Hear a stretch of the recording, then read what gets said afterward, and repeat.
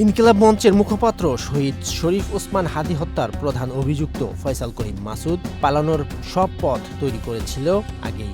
একই সঙ্গে করেছিলেন পরিবারের ভরণ পোষণের ব্যবস্থাও। হাদী হত্যার ঠিক 1 মাস আগে এনআরবিসি ব্যাংক থেকে স্ত্রী শাহেদা পারভিন সামিয়ার নামে কিনেছিলেন ৬৫ লাখ টাকার পারিবারিক সঞ্চয়পত্র। দেশের বাইরে পালাবে জানিয়ে স্ত্রী সামিয়াকে সেই সঞ্চয়পত্র দিয়েই পরিবার চালাতে বলেছিল বলে ডিবির জিজ্ঞাসাবাদে স্বীকার করেন সামিয়া।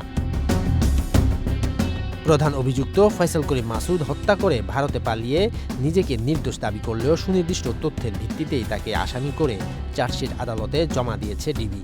হাদী হত্যায় ফয়সালের নাম আসার পর থেকেই তার ও পরিবারের সদস্যদের ব্যাংক হিসাবের খোঁজে নামে সিআইডি। ৫৩টি ব্যাংক হিসাবে ১২৭ কোটি টাকার অস্বাভাবিক লেনদেনের তথ্যের পর তার সব হিসাব আদালতের নির্দেশে অবরুদ্ধ করে সিআইডি।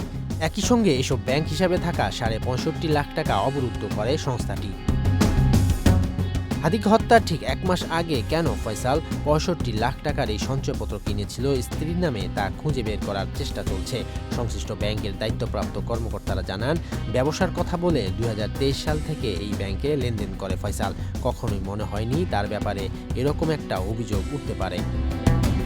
তবে লেনদেনের তথ্য বলছে, ফয়সালের ব্যক্তিগত ও প্রতিষ্ঠান অ্যাপল সফট আইটির নামের হিসেবে গত বছরের ৩ নভেম্বর জমা হয়েছে ৪২ লাখ টাকা, যা আবার এসেছে মিডল্যান্ড ব্যাংকে থাকা তার অ্যাকাউন্ট থেকে। সেই টাকা একজন পাঠিয়েছিল পে অর্ডারের মাধ্যমে। পরে ৩ নভেম্বর অ্যাপল আইটির হিসাব থেকে ৬৫ লাখ টাকা দিয়ে স্ত্রী সামিয়ার নামে সঞ্চয়পত্র কেনেন ফয়সাল।